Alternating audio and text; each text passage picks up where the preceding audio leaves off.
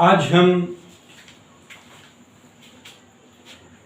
एक नया playlist English speaking practice के साथ लाने जा रहे हैं,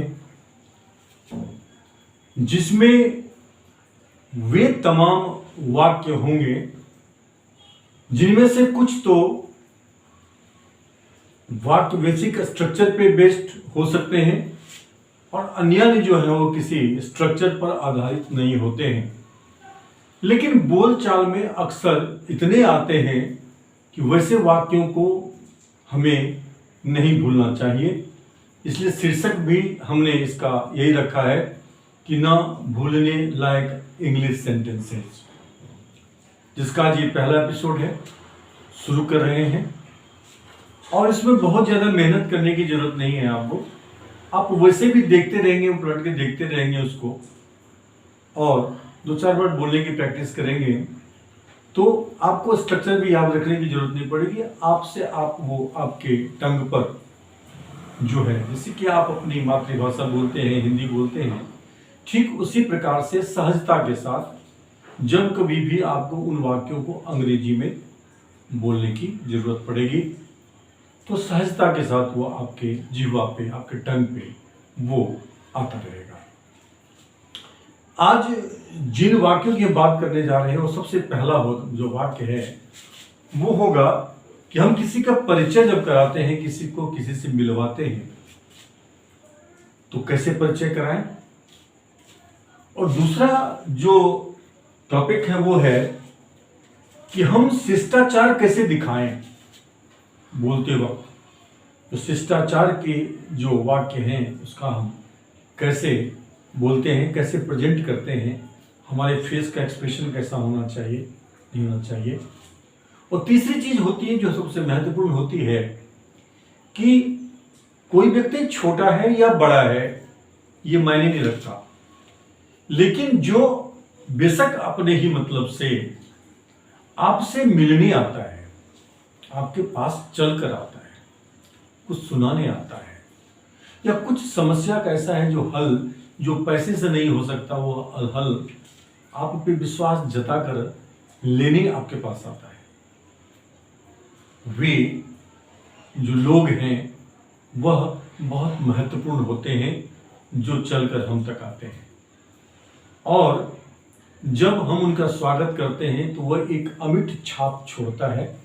उसका बहुत दूरगामी परिणाम होता है, जिसकी चर्चा हम जब उस सेक्शन में आएंगे तो हम आपसे करेंगे।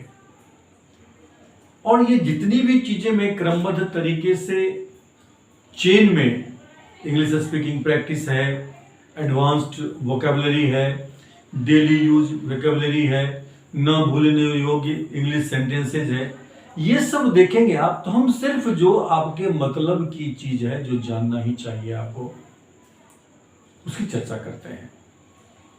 और यह जो पैटर्न है, यह पैटर्न कहीं से कुछ कॉपी करके यह पैटर्न तैयार नहीं किया गया है, बिल्कुल रिसर्च की चीज है जो आपके बोलने में, और बोलना अगर आपको आ गया तो सहजता से लिखना भी आ जाएगा। लेकिन सिर्फ लिखना अगर आपको आया तो जरूरी नहीं है कि आपको बोलना आ जाए। ऐसे कई लोग हैं जिनको की बहुत अच्छी नॉलेज है इंग्लिश की, बहुत अच्छा वो आर्टिकल्स लिख लेते हैं, लेकिन जब बात आती है बोलने की तो वही बात वो बोलकर व्यक्त करने के में सक्षम नहीं होते हैं। इसलिए अगर हम बोलने की सिर्फ प्रैक्टिस करें तो लिखने में भी हम सक्षम हो जाएंगे एक ही कार्य करने से। तो हम शुरुआत करते हैं सबसे पहले कि जब किसी का हम परिचय कराते हैं तो क्या कहते हैं, हम कहते हैं कि पापा ये श्रीमान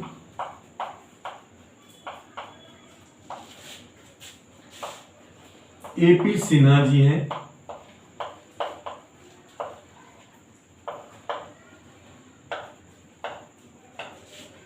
जो बीएन कॉलेज में प्राध्यापक हैं।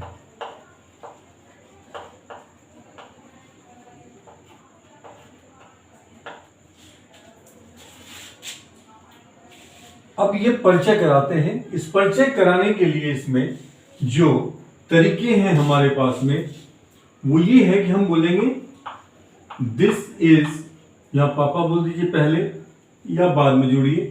पापा आप यहां भी लगा सकते हैं। पापा बोलने के बाद आप थोड़ा सा पॉज लेंगे, रुकेंगे। पापा, फिर उनकी तरफ मिलेंगे, मुड़ेंगे और रिस्पेक्टफुली हम कहेंगे दिस इज मिस्टर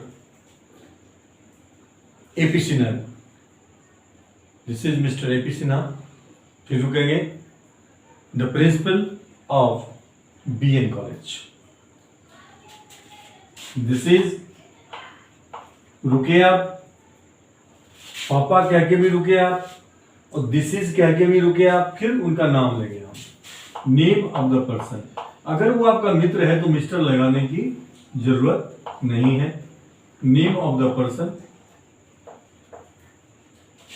फिर कॉमा, फिर जो है उस व्यक्ति का जो स्टेटस है, ओहदा है या कोई रिलेशन है आपसे, रिलेशन टू इंट्रोड्यूसर, यानी कि जो परिचय करा रहे हैं उनके साथ कोई रिलेशन है तो वो रिलेशन हम जाहिर करेंगे, या उस व्यक्ति की जो ओहदा है, पद है, वो हम मेंशन करेंगे। अब यहां पे हम कहेंगे पापा, ये श्रीमान एपी सिन्हा है। यहां हम कह सकते हैं पापा दिस इज, पापा दिस इज मिस्टर ए के सिन्हा। रुकेंगे आप, पापा this is mister A P Sinha. चूंकि वो रिस्पेक्टेबल पर्सन है इसलिए हम मिस्टर लगा रहे हैं, लेकिन आपका कोई फ्रेंड है, मोहन नाम है उसका, तो मिस्टर लगाने की जरूरत नहीं है और सीधा बोलेंगे पापा this is Mohan, my classmate. फिर क्या आएगा, रिलेशन है कुछ, यहां पे क्या आएगा, द प्रिंसिपल ऑफ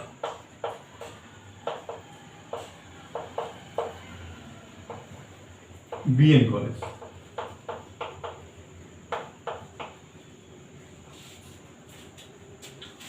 दूसरा तरीका है कि हम उसको बोलेंगे कि this is mister AP Sinha, पापा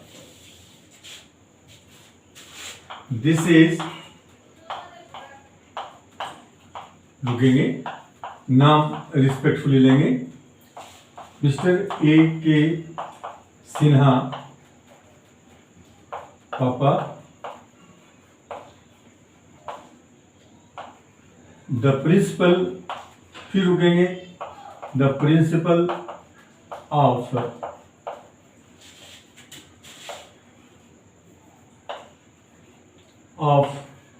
बीएन कॉलेज।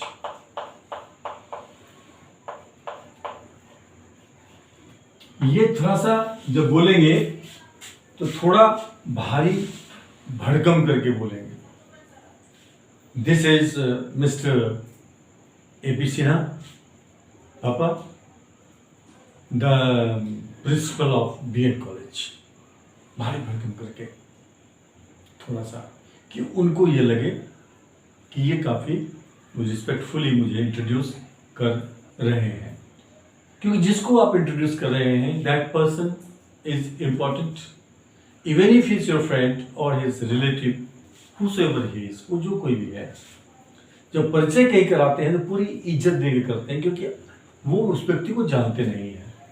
भविष्य में अगर वो व्यक्ति उस जिससे आपने परिचय कराया है वो कहीं मिलेंगे तो उन्हें याद रहेगा कि बहुत ही रिस्पेक्टफुली इसका परिचय कराया था, यानी उसके लिए बहुत इंपॉर्टेंट है, और जिसने परिचय कराया था वो मेरे लिए बहुत रिस्पेक्टफुल है, मेरे लिए बहुत इंपॉर्टेंट है, इसलिए वो वही इंपॉर्टेंस देने की कोशिश में लग जाएंगे जो इंपॉर्टेंस आपने उसका परिचय कराने वक्त दिया था। और उसके लिए वो क्रेडिट उस व्यक्ति को नहीं देगा वो व्यक्ति, बल्कि जिसने परिचय कराया था उसको क्रेडिट देगा और दिल में रखेगा इस बात को कि आज इतनी रिस्पेक्ट उसकी वजह से मिल रही है, उसने मेरा ऐसा परिचय कराया कि आज कई सारे लोग हैं जो मेरा रिस्पेक्ट करते हैं। तो ये दो तरीके हैं आपके पास। वहाँ पर रिलेशन हो सकता है my mama, my friends mama, my friends uncle, जो भी इंट्रोड्यूस करते हैं आप, तो ये तरीके, दो तरीके होते हैं। पापा चाहे पहले लगाइए या जिस किसी को कर रहे हैं, मोहन है, कोई फ्रेंड है, अपने दोस्त का परिचय करा रहे हैं या किसी भी रिलेटिव का परिचय करा रहे हैं। आप दो तरीके हैं, जैसे पहले यूज कर लीजिए या इसको आप बाद में यूज कर लीजिए। इसके बाद एपी सिन्हा के बाद नाम लेने के बाद आप पापा या जो कुछ भी कहना चाहते हैं। और ये छोटी सी चीज है, लगता होगा आपको, लेकिन इसका बहुत इंपॉर्टेंस होता है कम्युनिकेशन में। तत्काल हो सकता है कि इसका महत्व समझ में न भी आए, लेकिन इसके दूरगामी बहुत सुखद परिणाम होते हैं जब आप किसी का परिचय किसी से कराते हैं और रिस्पेक्टफुली कराते हैं। इसलिए ये टॉपिक बहुत सिंपल सेंटेंस है, ये कोई बहुत लंबा चौड़ा सेंटेंस भी नहीं है, याद रखेंगे आप।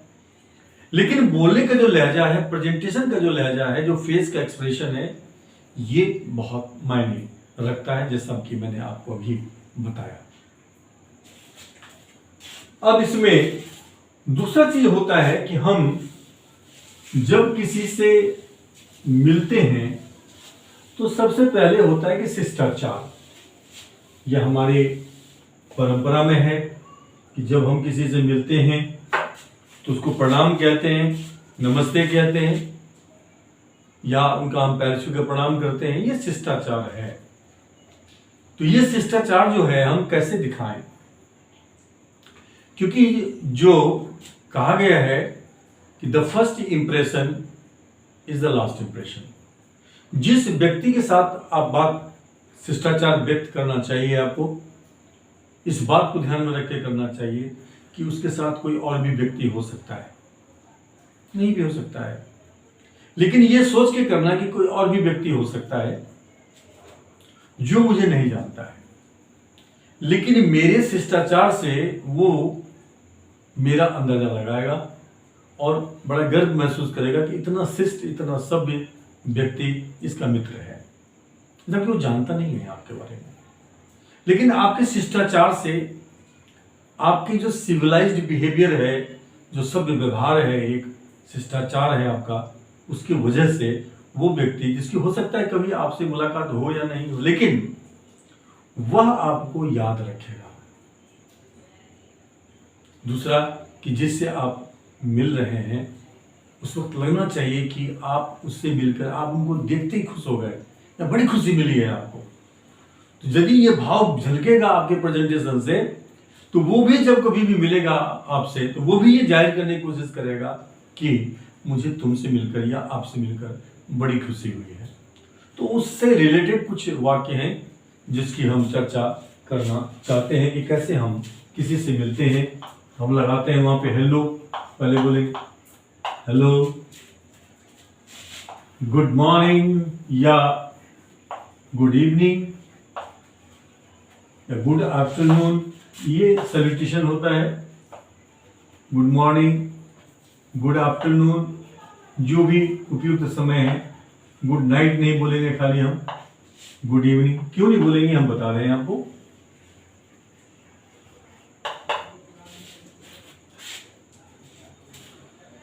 गुड नाइट का मतलब ये होता है कि जब किसी व्यक्ति से आप शाम के 6 बजे भी मिल रहे हैं और दोबारा आप उस दिन नहीं मिलने वाले हैं, तो वहां गुड नाइट कहिए। गुड नाइट का मतलब होता है विदा लेना, हम फिर नहीं मिलेंगे। गुड नाइट का मतलब होता है कि आज हम फिर दोबारा नहीं मिलेंगे, तब तक के लिए विदा ले रहा हूं मैं आपसे, ये मीनिंग होता है उसका। अदरवाइज जब आप मिलते हैं, मिलते ही ये बात आप नहीं कह सकते कि भाई चलते हैं, आज मुलाकात नहीं होगी कल मुलाकात होगी, ऐसा नहीं बोलेंगे हम, क्योंकि अभी तो कुछ बातें होनी है। अभी तो उनको हम जस्ट विश कर रहे हैं, अपनी हम शिष्टाचार व्यक्त कर रहे हैं, ये हमारी तहजीब है, ये हमारी सभ्यता है। तो वहां पे हम hello, good morning, good afternoon, good evening जो भी है रुकेंगे, फिर बोलेंगे इसका नाम मोहन, दोस्त है तो मोहन, दादाजी है तो ग्रैंडपा, मामा, अगर आपका कोई सीनियर है आपके ऑफिस का या कहीं सर वगैरह।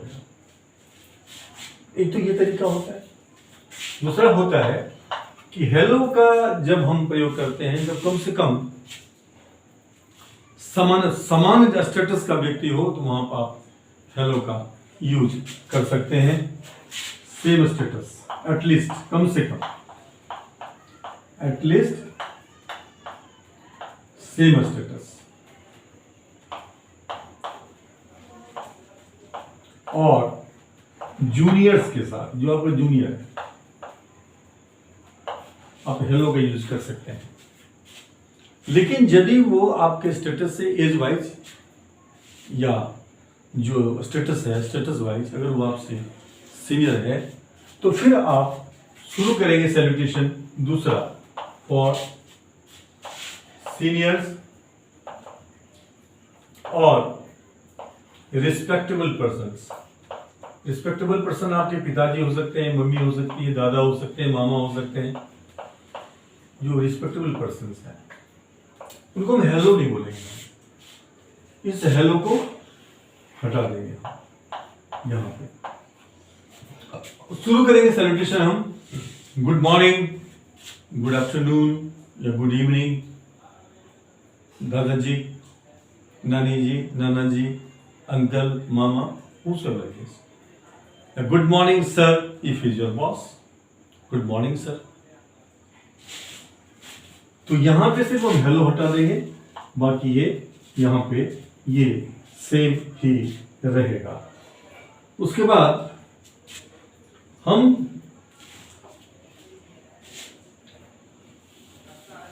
ये शिष्टाचार है, इस शिष्टाचार का हम यूज करते हैं। शिष्टाचार के बाद आती है बातचीत। फिर पूछते हो कैसे हो, आप भी बोलते कैसे हैं। फिर किसी मुद्दे पे जिस विषय को लेकर वो आए हैं या कुछ बातें हैं जो उसके कहने से पहले हम कहना चाहते हैं, लेकिन शिष्टाचार ये कहता है कभी भी आपके पास कोई व्यक्ति आए तो अपने आप को रोकिए, अपना पक्ष मत रखिए, पहले उसको अपना पक्ष रखने दीजिए। उसके पक्ष रखने के बाद उसका नजरिया क्या है, मकसद क्या है, जिसकी वजह से वो आया है, उसके हिसाब से फिर अपना नजरिया रखेंगे आप। और अपना नजरिया को बैलेंस करके अगर आपकी सीमा में कुछ है और कुछ एक्सपेक्ट करता है, अगर है तो प्यार से बोलिए ओके, या कहिए मेरी ये प्रॉब्लम है, अदरवाइज मैं आपके साथ बिल्कुल खड़ा होता, बिल्कुल मदद करता। जो भी है वो बातचीत चलती है, उसे कहते हैं हम कैजुअल टॉक। कैजुअल मतलब आकस्मिक बातचीत जो पहले से तय नहीं है। कोई व्यक्ति आपको फोन करके नहीं आया कि मैं इस मुद्दे पे आपसे बात करने आ रहा हूं, बहुत इंपॉर्टेंट है और समय सर प्लीज निकालेंगे तो मेरे लिए बहुत अच्छा रहेगा। तब तो आप माइंड प्लान करके आप बात करेंगे उससे, माइंड पहले से प्लान कर रखे होंगे, माइंड में प्लानिंग कर रखे होंगे, हाँ ये करेंगे, ये करेंगे, ये करेंगे। लेकिन तब भी अगर आपने प्लानिंग कर रखी है, तब भी शिष्टाचार ये कहता है कि जो व्यक्ति आपके पास में चल करके आप तक आया है, पहले आप उनके पक्ष को सुनो। ये कह सकते हैं sir how can I help you. अगर वो आपके रेगुलर टच में नहीं है, आए हैं, आपको पता भी है या पता नहीं भी है, तो आप ऐसे व्यक्ति को कह सकते हैं sir how can I help you, I am glad to see you, I am very glad to see you, it is so. जो भी वर्ड्स हम बताने जा रहे हैं आपको, इसमें से कोई भी चूज करके आप कोई भी एक लाइन जो है आप उसको बोल करके शुरुआत आप वहां से करेंगे। फिर कोशिश करेंगे कि हम उनको अपना नजरिया रखने दें, उसको अपना पक्ष रखने दें, पता तो चले आखिर आए हैं तो क्यों आए हैं, मेरे मतलब से आए हैं कि अपने मतलब से आए हैं, और जिस मतलब से आए हैं वो उसमें हम इसकी मदद कर सकते हैं या नहीं कर सकते हैं। ये नहीं कि उनके नजरिया को जाने बगैर कुछ डिफरेंट नजरिया अपना है जो बात हम शेयर करना चाहते हैं, हो सकता है उसका कोई उससे कोई ताल्लुकात नहीं हो, क्योंकि वो जो आया है जिस मकसद को लेके वो उसके बारे में पहले सुनाना चाहता है आपको, और सुनाने के बाद ही आपसे सुनना चाहता है। लेकिन चूंकि आपके पास में अवसर है इसलिए आपके पास आया है, और पहले ही आप बोलना शुरू कर देंगे, वो मना तो नहीं करेगा, लेकिन वो ठीक से आपकी बात को सुनेगा भी नहीं। उसका ध्यान रहेगा अपनी बात पे कि कब मौका मिले, कब ये चुप हो कि मैं अपनी बात इनसे कहूं, उसका सारा ध्यान उसी पे रहेगा, तो वो समय बर्बाद होगा फिर बीच में। इससे बेटर ये है कि आप उसको अपना पक्ष रखने दीजिए, और अपना पक्ष जब वो रखेंगे, इससे पहले जब हम किसी से मिलते हैं तो हम कहते हैं उसको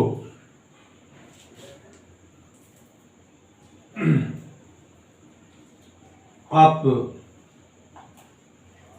सेंटेंस देखेंगे, आपसे मिलकर बातचीत जब हमारी हुई तो हमारा इंप्रेशन या उनका इंप्रेशन क्या होगा, बातचीत जो बातचीत बीच की है।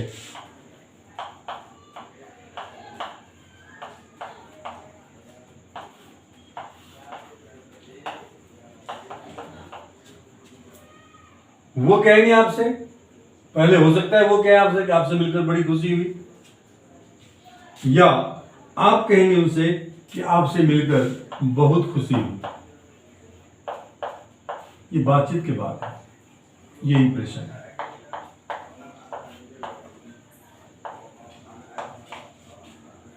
अब आपसे मिलकर बहुत खुशी हुई, ये बात कहने के लिए हमारे पास में है तरीके नंबर 1, आई एम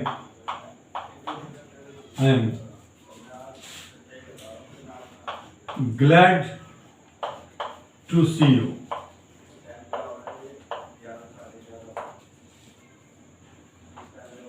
दूसरा होगा I am glad to have met you. To have met you, आपसे मिलकर, to have met you, आपसे मिलकर, इसका मतलब है आपसे मिलकर।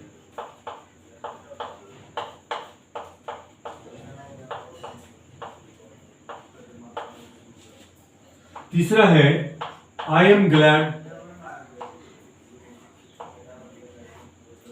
to have seen you.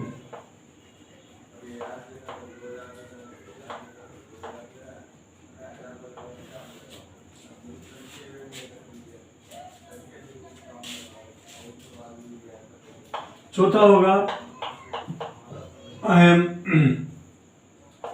glad to have spent some beautiful moment with you.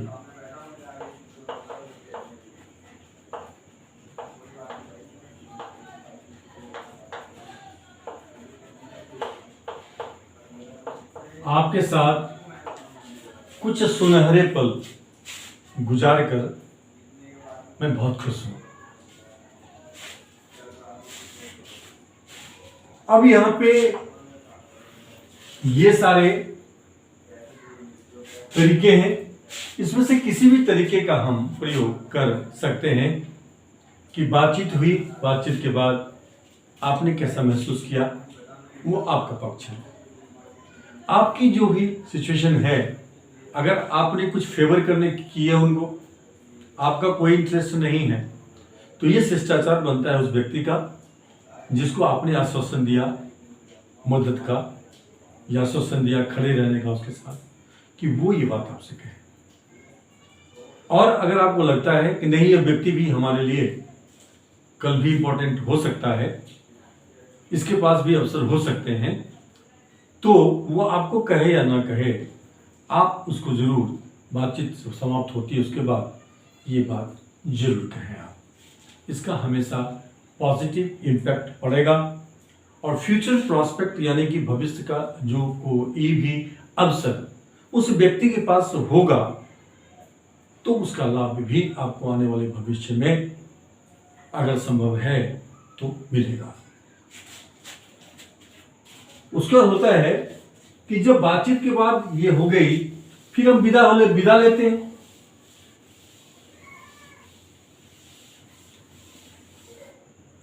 तो जब विदा होते हैं तो किसी से विदा लेने समय क्या शिष्टाचार है? किसी से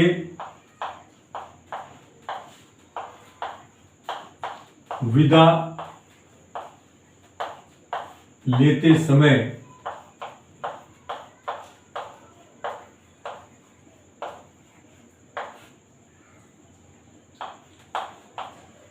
शिष्टाचार कैसे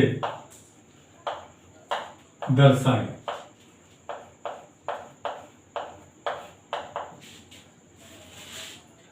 अब यहां पे पहला है कि हम कहते हैं गुड बाय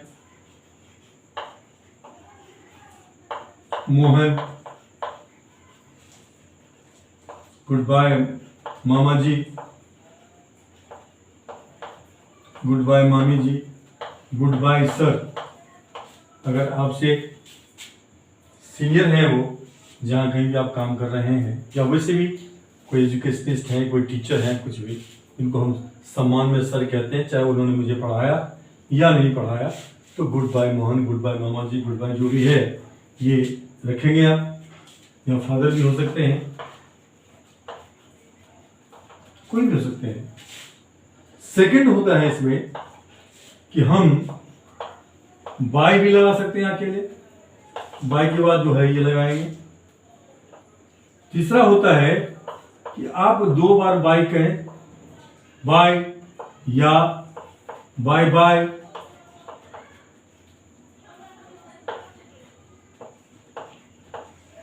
उसके बाद आप बोलते हैं सी यू, ये सी यू फिर मिलेंगे। ये तरीके हैं जब किसी से हम विदा लेते हैं। सिंगल बाय भी कहें, लेकिन सिंगल बाय कहेंगे तो उसमें हम हाथ का हंसते मुस्कुराते हुए, जैसे कि बड़ी खुशी हुई मिलके आपसे, ये सारी चीज आ जाती है। Bye bye Mohan, see you, okay, चलिए बाय बाय मामा जी, सी यू। अब ये प्रेजेंटेशन जो है आपका, ये प्रेजेंटेशन बहुत इंपॉर्टेंट है, क्योंकि लास्ट जो आप ये जो वर्ड दे रहे हैं विदाई लेते वक्त, वो उसके दिमाग में गूंजता रहेगा। It will keep on echoing in his और हर माइंड एवर। अब हम आते हैं कि स्वागत किसी का जो करते हैं, जब कोई आता है हमारे घर में, तो उस वक्त जो है स्वागत के जो कुछ वाक्य हैं, स्वागत के, स्वागत कैसे करें।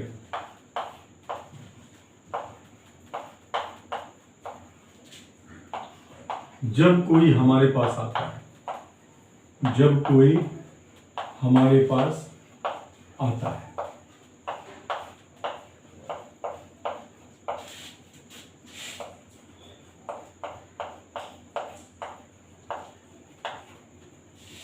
अब प्रश्न ये उठता है कि कोई किसी के पास जाता है तो क्यों जाता है। कोई किसी के पास जाता है तो जाकर ये जताता है कि आप मेरे लिए बहुत इंपॉर्टेंट हैं। जिस किसी भी कारण से, वो अपने कारण से भी गए हो, जैसे भी गए हो, कोई आपके घर पे आया है तो ये दर्शाता है पहले चीज बिना कहे कि आप मेरे लिए बहुत इंपॉर्टेंट हैं, इसलिए मैं चलकर आप तक आया। तो हमारा भी ये धर्म बनता है कि हम भी कुछ ऐसा कहें कि जिसका अर्थ भी वही हो।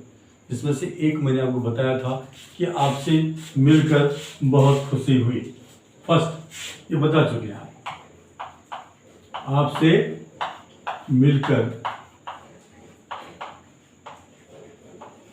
बड़ी खुशी। और ये हम आपको बता चुके हैं कि 4 प्रकार से इसको हम व्यक्त कर सकते हैं। आपसे मिलकर बड़ी खुशी, 1 2 3 4, ये हम बता चुके हैं।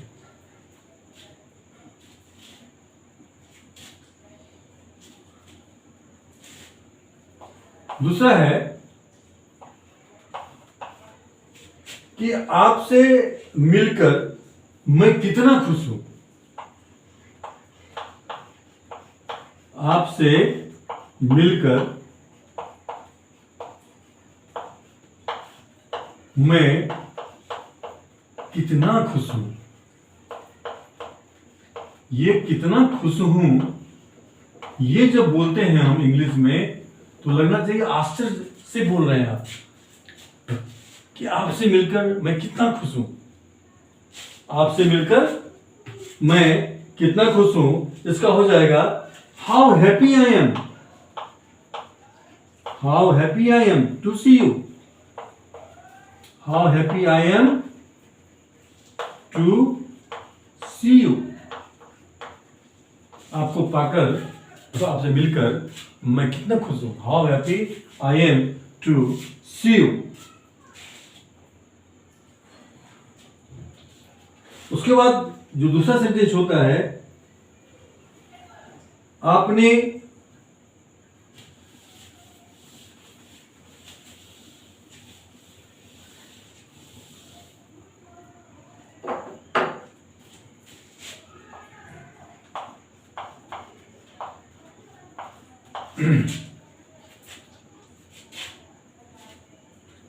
यहां आने की कितनी कृपा की, यहां मतलब मेरे पास आने की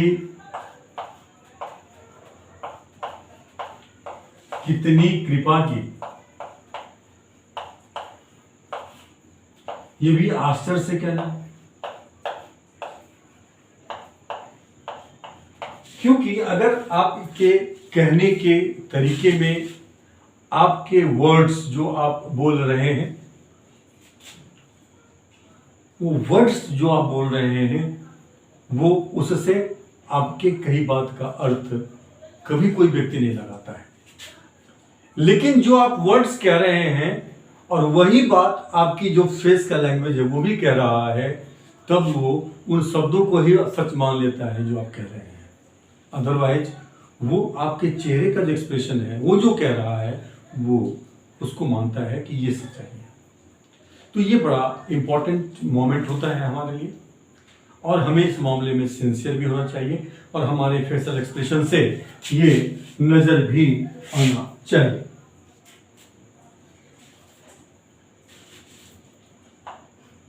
यहां कहेंगे how kind of you, how kind of you to come. Here करने की जरूरत नहीं है। How kind of you to come, ये नोट ऑफ एक्सप्लेनेशन, एक्सक्लेमेशन कहते हैं। एक्सक्लेमेशन मतलब होता है आश्चर्य से, इसको हम व्यक्त करेंगे।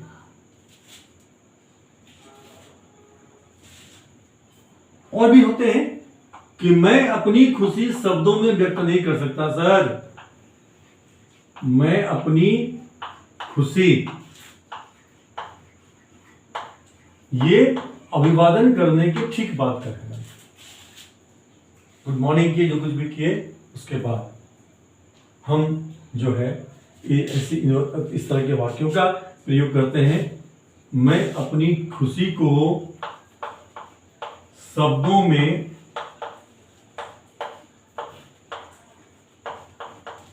व्यक्त नहीं कर सकता सर, या व्यक्त नहीं कर सकता मोहन, या व्यक्त नहीं कर सकता मामा जी। जो भी सैल्यूटेशन है, जो भी व्यक्ति हैं, वो आश्चर्य से हम इसको व्यक्त करेंगे। इसकी हो जाएगी I can't tell you sir how happy I am. I can't tell you, यहां बीच में जो डालना है, सर डालना है, मामा डालना है, जो भी डालना है। फिर बोलना है हमें how happy I am, how happy I M.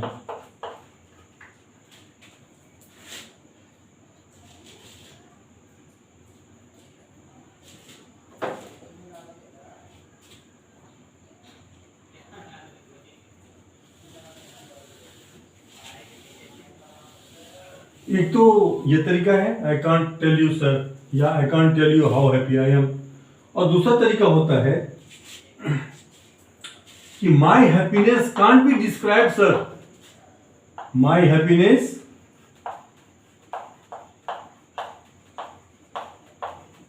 Can't be described sir, can't be described sir, या मामा, या मोहन, कोई भी, if he is your friend, you don't need to use any such type of word like Mr. or Mrs. something. But of course, अगर वो व्यक्ति respectable है किसी भी मायने में, तो सर जो एक वर्ड है जो दर्शाता है कि आप रियली दिल से उसका सर रिस्पेक्ट कर रहे हैं. तो I can't tell you how happy I am, या I can't tell you sir how happy I am. दूसरा होता है कि my happiness can't be described sir, my happiness can't be described sir. और आपको नहीं पता कि आप जितने ही उत्साह से, जितनी ही स्माइलिंग फेस के साथ, सिंसियरिटी के साथ आप ये बात कहते हैं, उतना वो व्यक्ति टच तो महसूस करता है, कनेक्टेड महसूस करता है आपसे. क्योंकि रिलेशन दो तरह के होते हैं. एक रिलेशन होता है जिसमें हम सिर्फ कांटेक्ट में रहते हैं, कभी कभार बात होगी उस व्यक्ति से तो कांटेक्ट में है. और दूसरा होता है कि कनेक्टेड है, उसको पता लगा कि आपके साथ कुछ प्रॉब्लम है और वो ऑन द स्पॉट पहुंच गया, यानी कि आपकी तकलीफ को अपनी तकलीफ समझता है और रोक नहीं पाता है अपने आप, तो वो व्यक्ति से आप कनेक्टेड है. दूसरा आपके कांटेक्ट में है, जितने आपके रिलेटिव्स हैं वो कांटेक्ट में, कनेक्टेड नहीं है. लेकिन जो आपसे कनेक्टेड है, जरूरी नहीं है कि वो आपके रिलेटिव भी हो, आपके फ्रेंड भी हो सकते हैं, आपके पड़ोसी भी हो सकते हैं. जिनके दिल में आपने जगह बनाया है, विश्वास से अपना जो है जमाया है, वो व्यक्ति हो सकते हैं.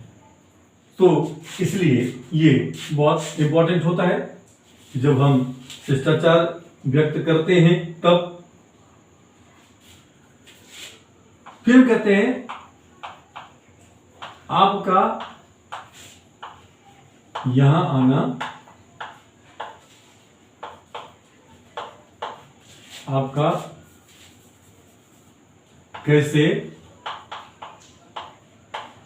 आना हुआ सर, हिंदी में. और ये आपका कैसा आना हुआ सर, ये अंग्रेजी में जो बोलेंगे तो भाव ये है कि मैं तो उम्मीद ही नहीं करता था कि आप मेरे जैसे छोटे आदमी के यहां आएंगे. ये बड़प्पन है आप जो सामने वालों के कह रहे हैं कि आप इतने महान हैं कि मैं तो कल्पना भी नहीं करता था कि आप मेरे यहां कभी आएंगे. तुम कैसे व्यक्त कर रहे हैं, आपका कैसे आना हुआ सर. इसका अंग्रेजी है व्हाट ब्रिंग्स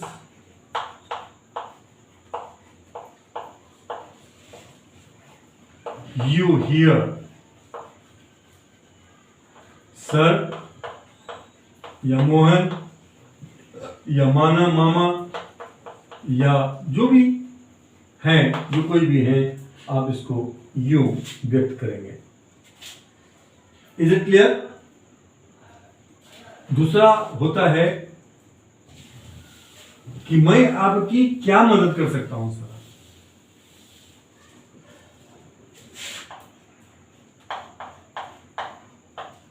मैं आपकी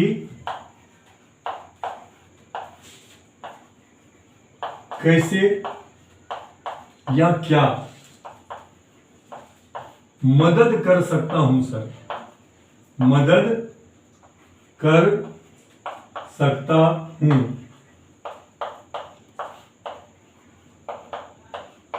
सर या जो कुछ भी है इंग्लिश में. तो ये यहां पे जो है हम दो तरह से इसको व्यक्त कर सकते हैं. एक है how can I help you sir, या जो कुछ भी. दूसरा कैन की जगह आप माइट का भी प्रयोग कर सकते हैं. हाउ माइट आई, कैन या माइट, इस दोनों में से किसी का भी मदद आप कर सकते हैं. How might I help you sir. Is that clear. उसके बाद जो वाक्य और जो वाक्य आते हैं वो सारे वाक्य मैं बता रहा हूं. हम पूछते भी हैं बीच में, उनको सैल्यूटेशन किया, गुड मॉर्निंग जो भी है, आप कैसे हैं सर, आप कैसे हैं सर, जो कुछ भी है. तो आप कैसे हैं, इसकी जो अंग्रेजी है वो होता है हाउ आर यू सर। और इस सब में जोश, उत्साह, उमंग दिखाई देना चाहिए बोलते समय, कि एक अप्रत्याशित घटना जिसकी हमने कल्पना नहीं की थी वो हुई है कि आप आए हैं। और आप इन वाक्यों में से किसी वाक्य का आप प्रयोग करते हैं या चयन करते हैं शिष्टाचार दर्शाने के लिए, तो उसमें उत्साह नजर आना चाहिए, चेहरे पर स्माइल होनी चाहिए, सिंसियरिटी दिखानी चाहिए कि आप दिल से बात कर रहे हैं। आप कैसे हैं sir? How are you sir. ठीक है। फिर आता है आप अच्छे तो हैं ना सर? आप अच्छे तो हैं ना सर? तो आप अच्छे तो हैं ना सर, इसका होता है कि you are well, I hope you are well. फिर रुकते हैं हम और फिर मुस्कुराते हुए कहते हैं आत्मविश्वास के साथ कि ये मेरा विश्वास है। तो मेरा विश्वास है कैसे कहेंगे हिंदी में? उसी तरह से बोलेंगे I hope, you are well, I hope. अब उसके जवाब में वो जो कुछ भी कहें, लेकिन वो उसका उनका पार्ट है कि वो क्या रिप्लाई करते हैं। अब आपसे कोई ये कहे कि you are well, I hope, तो आप जवाब में कह सकते हैं sir you can never be wrong. आप सर कभी गलत हो ही नहीं सकते, you can't ever be wrong. यानी ठप्पा लगा, जो बात उन्होंने कही उस पर आपने ठप्पा लगा दिया, you can never be wrong. आप कभी गलत हो ही नहीं सकते। अगर किसी व्यक्ति को ये कहते हैं तो आप उसके अंदर अपना विश्वास जो है वो व्यक्त करते हैं। आई होप है। दूसरा होता है कि you are well, question tag है, यू आर वेल।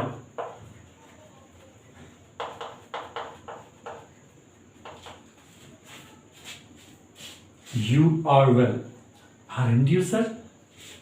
टैग है, you are well, aren't you sir? ये वही मीनिंग देता है जो कहते हैं कि you are well, I hope. तो वही मीनिंग ये लाइन भी देगा जब आप इसको बोलेंगे। तीसरा हम बोल सकते हैं कि you are feeling, you are feeling well.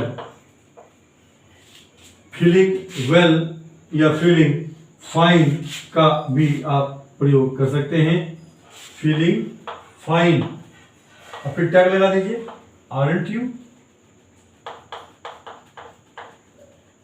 You have these three choices. You can choose any one of them while expressing this particular sentence. अब बात हो गई, वो बैठ गए, बैठने के बाद आप उनको क्या मांगे कहेंगे? क्या आप एक कप कॉफी लेंगे? क्या आप एक कप कॉफी लेंगे? कॉफी का मतलब सिर्फ कॉफी नहीं होता है। हम कहते हैं कॉफी लेंगे, साथ में नमकीन, बिस्किट, स्वीट्स सब शामिल होता है जो कॉफी के साथ या चाय के साथ हम किसी को ऑफर करते हैं। लेकिन हम कभी ये नहीं कहते बिस्किट लेंगे सर, मिठाई लेंगे सर। वी से कि आप एक कप चाय लेंगे सर, या आप एक कप कॉफी लेंगे सर। इसको बोलेंगे हम would you have, would you have a cup of coffee sir? Sir या मोहन जो कुछ भी है यहां पे वो बोलेंगे। इससे के साथ आप प्लीज लगा सकते हैं, सर कहने की जगह प्लीज। प्लीज पर हम जाकर के पंच मारेंगे। Would you have a cup of coffee please, please जो डालना है। यानी सिंसियरली आप जो है प्यार से आप उनको जिद कर रहे हैं, यानी कि मजा आएगा मुझे अगर आप एक कप कॉफी पी लेंगे तो। और ये शो करना है कि ये हमारे लिए यादगार क्षण रहेगा, मुझे याद रहेगा मैंने आपके साथ कॉफी पिया था। आपके साथ कॉफी पीना मेरे लिए इतना इंपॉर्टेंट रहेगा। ये दर्शाते हैं हम अपनी फेशियल एक्सप्रेशन से, अपनी बॉडी लैंग्वेज से ये बात कहकर। अब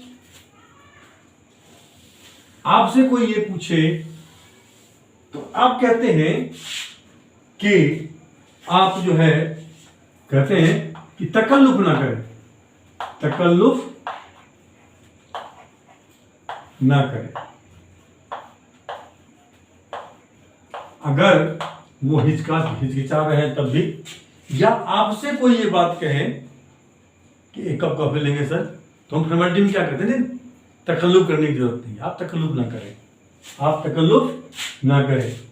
या वो हिचकिचा रहे हैं, आपने ऑफर किया और हिचकिचा रहे हैं, तब आप कह सकते हैं तकल्लुफ ना करें, अपना घर है सर, आपका घर है सर, एक कप कॉफी तो पिया ही जा सकता है फिलहाल। तो तकल्लुफ ना करें इसका होगा please don't stand, please don't stand on ceremony sir, तकल्लुफ ना करें sir, please don't stand on ceremony sir, या डोंट ऑब्जर्व, डोंट ऑब्जर्व।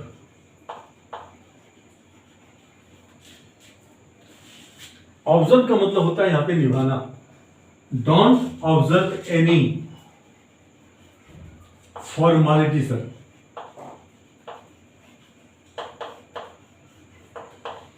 ये जो कुछ भी है। Is it clear?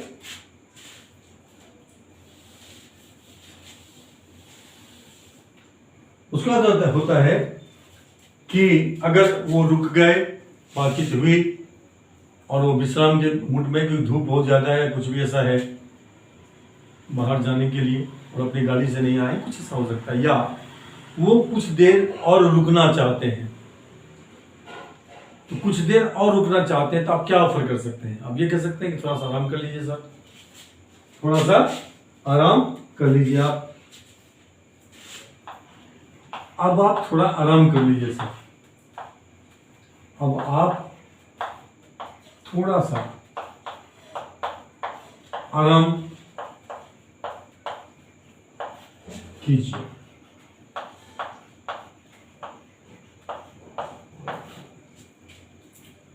अब थोड़ा सा आराम कर लीजिए, क्या कहेंगे? अब क्या कहेंगे? Do take a little rest, do take a little rest now sir.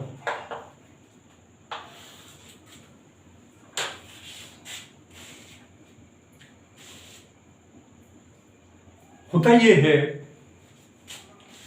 कि प्रेजेंटेशन इतना इंपॉर्टेंट होता है कि आप बेहतरीन से बेहतरीन चीज किसी को ऑफर करें, लेकिन उसमें डिसेंसी नहीं हो, शिष्टाचार मिला हुआ नहीं हो, डिसेंसी नहीं हो, तो भी वो उतना टेस्टी नहीं लगता है। लेकिन अगर सामान्य क्वालिटी की ही चीज हो, लेकिन अगर उसका प्रेजेंटेशन जो शिष्टाचार है वो आप इतना बेहतरीन व्यक्त कर रहे हैं कि वह सिंपल चीज का भी टेस्ट, उसे चूंकि आपका प्यार मिला हुआ है इसमें, तो उसका टेस्ट कई गुना ज्यादा बढ़ जाता है। तो ये पहला एपिसोड है कि न भूलने योग्य इंग्लिश के सेंटेंसेस, और इसमें कई तरह के ऐसे सेंटेंसेज आएंगे जो हमें नहीं भूलना चाहिए, क्योंकि वो हमारे कम्युनिकेशन में बहुत ही इंपॉर्टेंट रोल अदा करते हैं। जो नए आए हैं और ये एपिसोड देख रहे हैं, अगर आपको ये अच्छा लगा हो, सरल, आकर्षक और उपयोगी लगा हो, तो इसी तरह के कई और वीडियोस भी इसमें आएंगे। इंग्लिश स्पीकिंग प्रैक्टिस के एपिसोड, एडवांस्ड वोकेबलरी के एपिसोड, डेली यूज वोकेबलरी के एपिसोड और ये जो प्रैक्टिकल इंग्लिश ग्रामर का एपिसोड और ये 5वां या 6ठा जो प्लेलिस्ट है, ये सब कनेक्टेड है एक दूसरे से। आप किसी को भी इग्नोर नहीं कर सकते, सिर्फ एक प्रैक्टिकल इंग्लिश ग्रामर को छोड़कर। क्योंकि अगर आप प्रैक्टिकल इंग्लिश स्पीकिंग प्रैक्टिस की प्रैक्टिस कर रहे हैं, ग्रामर आपको नहीं भी आता है, तब भी बोलते बोलते जो वाक्य बोल रहे हैं आप फ्लुएंट हो जाएंगे, आपको जरूरत भी नहीं पड़ेगी। लेकिन कॉन्फिडेंट रहने के लिए ये जरूरी है कि आपके पास जो प्रैक्टिकल यूज है ग्रामर का, पार्ट्स ऑफ स्पीच का, किसका पोजीशन कहाँ, ये समझने के लिए उसका उतना जानना जरूरी है। तो जो पुराने हैं वो जो हमारे वीडियोस को देखते आ रहे हैं और आनंद भी उठाते आ रहे हैं, अगर आपको आनंद आ रहा है, सहज, सरल, आकर्षक और अति उपयोगी लग रहा है, तो मेरी लालच ये है कि आप उसको लाइक जरूर करें। और जो आपसे जुड़े हुए लोग हैं, जिनसे आप प्यार करते हैं, जो आपसे प्यार करते हैं, वो यहाँ भी हो सकते हैं, आपके गांव में भी हो सकते हैं, आपके प्रदेश में भी हो सकते हैं, जहाँ कहीं भी हो, ये सोशल मीडिया का प्लेटफॉर्म है, तो आप उनको प्रेरित कर सकते हैं, शेयरिंग करके उनको मोटिवेट कर सकते हैं कि वो भी इससे जुड़े।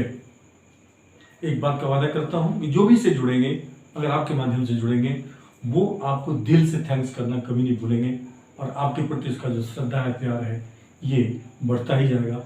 ये मेरी जवाबदेही है कि मैं आपके लिए जो प्रेजेंटेशन लेकर के आऊँ, उसमें कोई एक वर्ड भी फालतू का ना हो, जो काम की चीज़ है वो हो, जिसको आप एक्सपेरिमेंट करें और आप आनंद उठाएं। With that, let's call it a day. Have a nice day. See you in the next episode with something worthwhile. With that, have a nice day.